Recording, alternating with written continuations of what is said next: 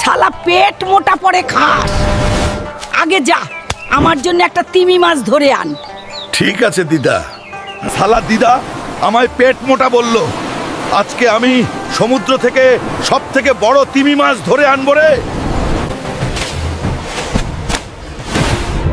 শালা অক্টোপাস, আমায় যেতে দে, না হলে এখনই তো টুনটুনি কেটে নিব রে পাগলা।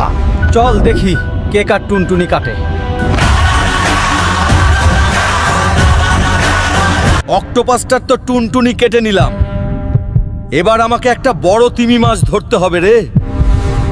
তিমি মাছ, চল আমার সাথে, না গেলে অক্টোপাসের মতো তোরও টুনটুনি কেটে নিব রে পাগলা। না, আমার টুনটুনি কেটো না, আমি যাচ্ছি।